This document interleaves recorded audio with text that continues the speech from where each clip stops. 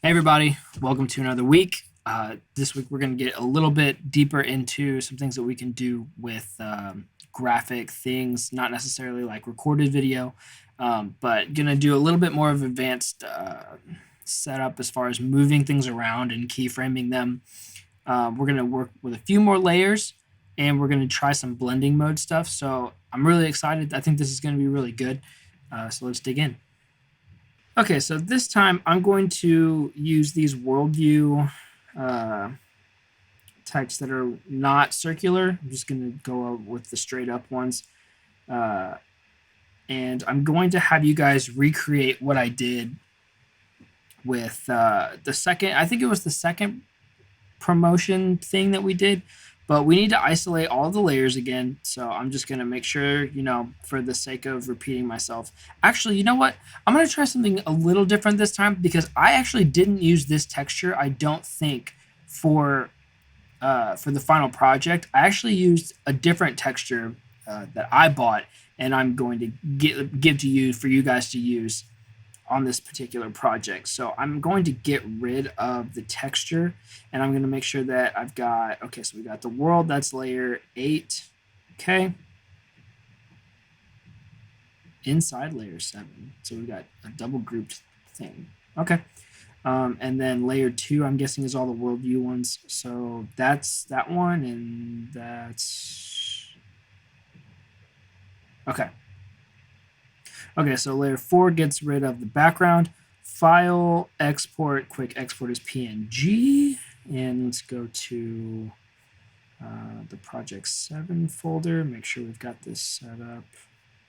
New folder, project 7. Let's do outline text again. So we'll just export that. Now let's bring back the other one. Okay, cool. So we switch to the main text, quick export. Just gonna call that one text. And for repetition's sake, let's make sure that we've got the world on here. Quick export is PNG, world. Okay, so those are done. We've got all the different layers. That's good.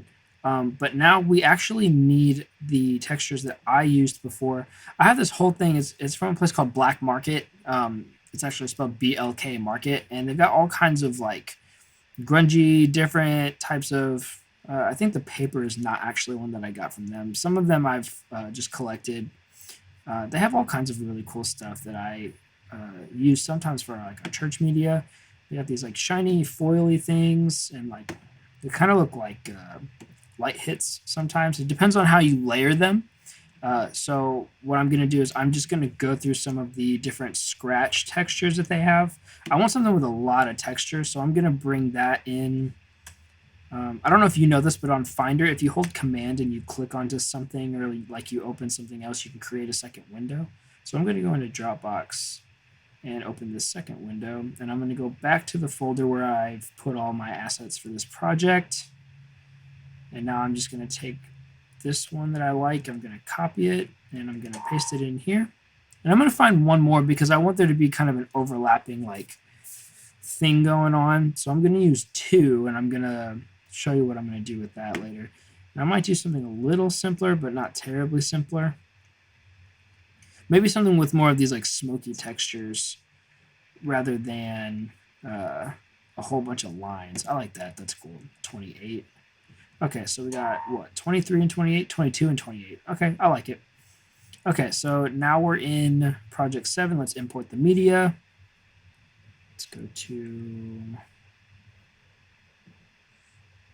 back to videography class, project 7. Select it all and import. Perfect.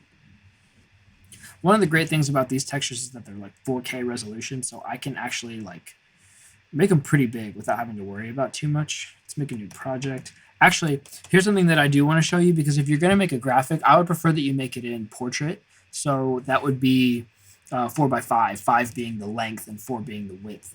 So what I'm going to do is in the video format, I'm actually going to go to custom, and then I'm going to type in for the width that would normally be 1920 wide. I'm going to make that 1080, and then I'm going to do 1350 for the height. And that's going to give me that like portrait vertical shape.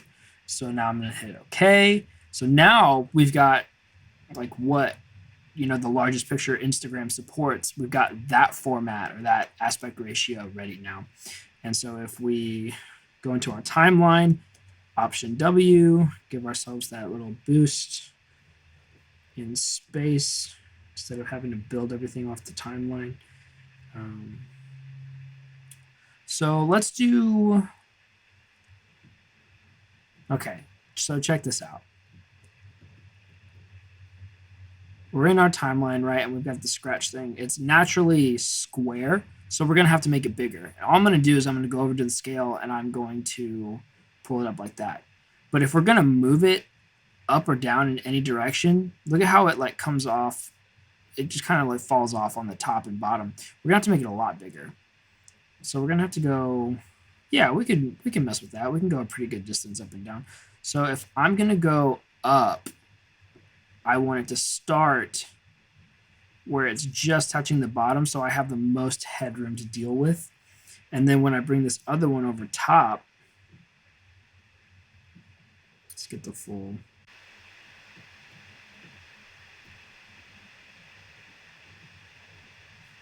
Okay. So now you can kind of see where this cuts off. If I click the bottom one and I hit V, I can deactivate it. And you can see that like some of it, just basically the top and bottom slivers are turning on and off. You can only see them because the other one's blocking it. It's just hard to distinguish, I know, because the textures are very similar. If I blow this one up as well, you can come in real close and see that. I'm going to pull this one down until it reveals the other texture. And then I'm going to pull it up so it barely touches the top. So I know that the second layer here, number 28, can be shifted up a lot because there's a whole bunch of room down here. And 22, the one on bottom, is barely touching the bottom. So there's a bunch of it above the frame that I can pull down. So I'm going to deactivate the top one, and I'm going to work on my motion now. I'm going to select I'm going to select the clip, and then I'm going to make sure I'm on the very first frame. I'm going to keyframe the position because that allows you to like move it around. And I'm going to start it. It's already as low as I want it to go. So I'm going to have it move over like this. And then I'm going to pull it to the end and keyframe it again. It's missing 2 frames. Okay, so let's undo that keyframe.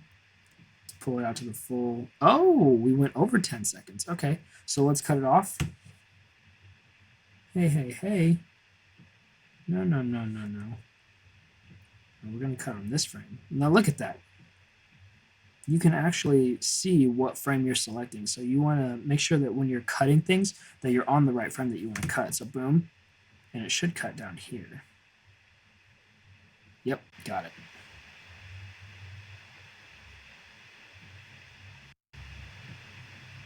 Except I didn't select this, so let's cut that again. There we go. Okay, so now we've got it to the full 10 seconds. I'm going to select this to make sure we're right. Now I'm going to move it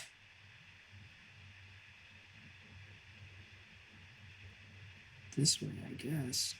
No, I wanted it to go the other direction. Okay, so let's go back. Let's use our little arrow thing to go back to the original keyframe. I want it to go... I did the wrong thing. Okay, so let's kill that keyframe. So no more keyframes. Okay, we got rid of all the keyframes. So let's go down to the very beginning. Oh, these are acting weird. Let's make sure that we're stretched out all the way. Okay, so very first frame, now we're sure. I'm going to keyframe it, and I'm going to move it this direction so that I can pull it this direction as it goes. So I'm going to go somewhere where I like it. I kind of like that composition. That's kind of nice. And then I'm going to go all the way down to the end.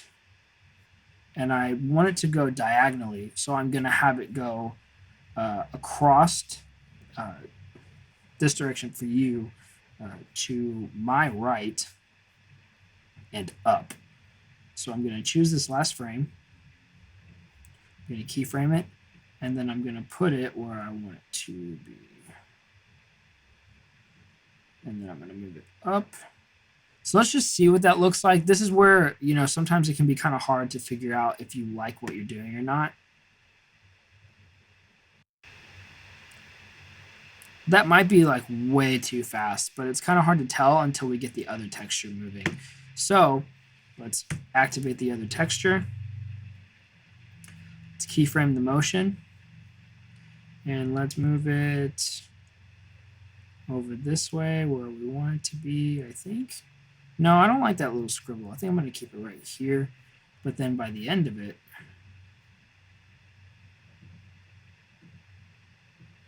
I want it to be over here and down. So let's see what that looks like. It's not terrible. Again, it's hard to tell because we haven't done one thing yet, and that is changing the blending mode on our top frame, because we want our top frame to kind of like layer over the other one, but still be able to see through it. That's where blending modes come into play. If you want to remove the black, and that's why I think these scratch textures were made on a black background, is for the blending mode. You'll see them used a lot in like Photoshop and stuff. I don't see it used as much, especially in the type of video work that we would be doing in a church, but it is useful for these kinds of things. I just want to keep the texture, so I'm going to use the blending mode screen to get rid of the black. And so now you can see through it while still seeing all of the highlights, like all of the bright stuff. So if I go to the beginning and I hit play, you can see all this stuff like moving. But honestly, I feel like it's like so much that it looks almost like kind of a galaxy thing going on. It may just be that it's just too contrasty. So what I'm going to do is I'm going to go to the opacity now. And I'm going to just turn it down on both of them so that there's really not a ton of either one of them in. I just want it to be it's one of those things where you kind of want it to be like felt more than heard in music. I kind of want it to be there and I want it to be sensed, but I don't want it to be like the main piece. I just want it to be something that's like adding a little texture. So let's go back to the beginning and hit play again now. I still feel like there's too much going on. I think it's just too much motion. So what I think I'm going to do is I'm going to delete my keyframes.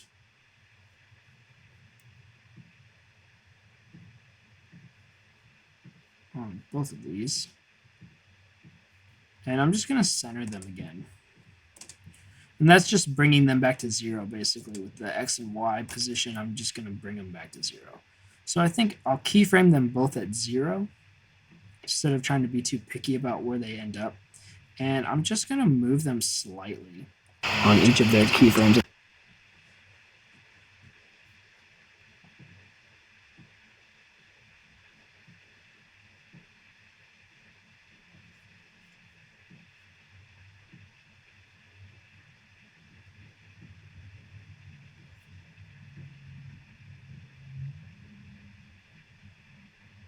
See, that's a little better. I feel like it's still a little too much. So I think what I'm going to do is I'm just going to lessen the bottom one because that's the one that has more going on. It's a little noisier. I'm just going to take that last keyframe.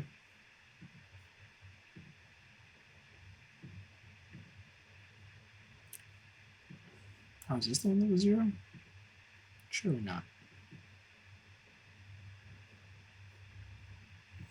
And I'm just going to move it back a little more. So hopefully it'll just move less over the course of the timeline. That's better.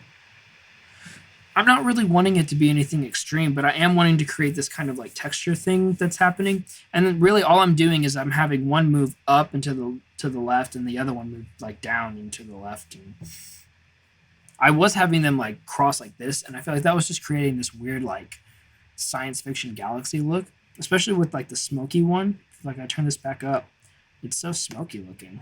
It looks like galaxies and stuff. I just want it to be kind of there. Now, granted, there are going to be things over top of it, but I am trying to pay attention to every detail. So now I'm going to take the world and I'm going to bring that to the front, stretch it out, I'm going to do the same thing that I did the first time around with the world. I think I am going to make it bigger, though. I might make it bigger over the course of the timeline. So let's go to the scale, and let's keyframe it at 100%. And then let's go down to the end, and let's keyframe it, and let's figure out how big I say we as if you're actually able to discuss this with me. Let's just say a little bit bigger. And then let's go back to the beginning and make sure that we've keyframed the rotation at 0. And then at the end here, we can rotate it a little bit. Let's see what that looks like.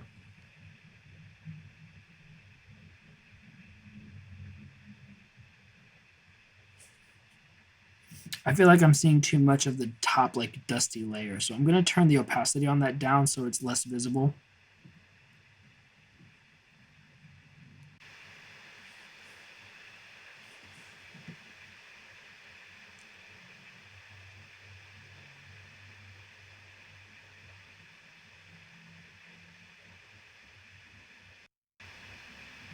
That's not as bad. It's pretty cool.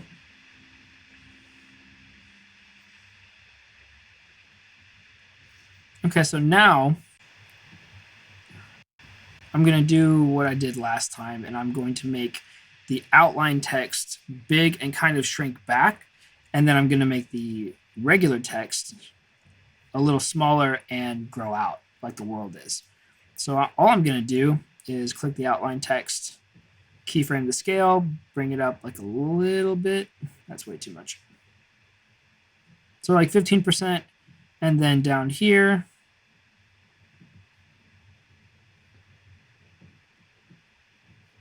I will keyframe it and bring it back down. 105 looks good. So now let's bring in our final layer.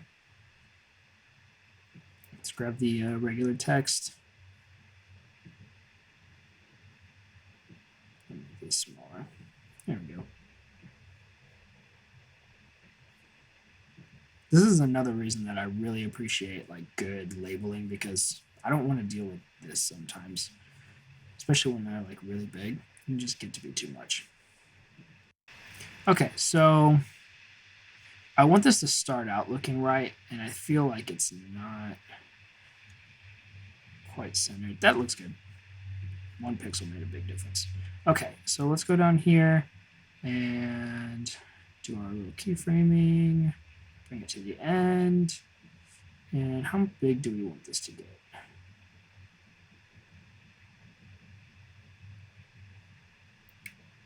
Okay, I feel like it needs to be higher if it's going to be up like this. So it might actually need to come up. There we go. Okay, so let's keyframe that. It was at 1 pixel up. There we go. But I think that the scale wasn't quite what I was looking for. I feel like they should be kind of equal. So let's do a little equalization here.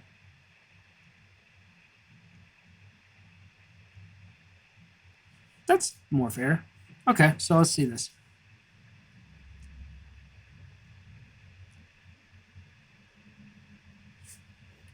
If it'll do it.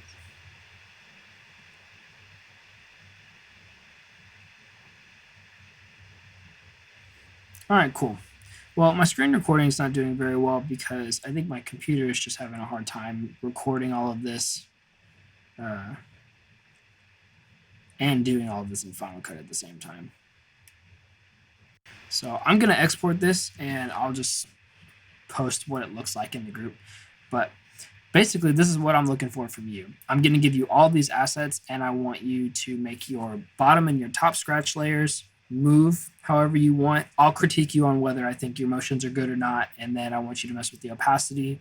Make sure you change your top blending mode on your textures to screen so it eliminates the black and you can see through it, and then use your opacity as like a blending to kind of like make the two mesh into one thing. It doesn't have to be anything super intense. I feel like some of the scratches on even this one were a little much. It's kind of visually a lot, but for the sake of like you being able to see what's going on, I think it was important to make sure that you could like really see the motions going on. make the world rotate again, and then I want you to shrink the outline text and make the main text enlarge, and just make it over 10 seconds. So yeah, make sure to do your screen recording so that I can see your process. If there's anything that I notice, I'll be sure to let you know, and have a great week.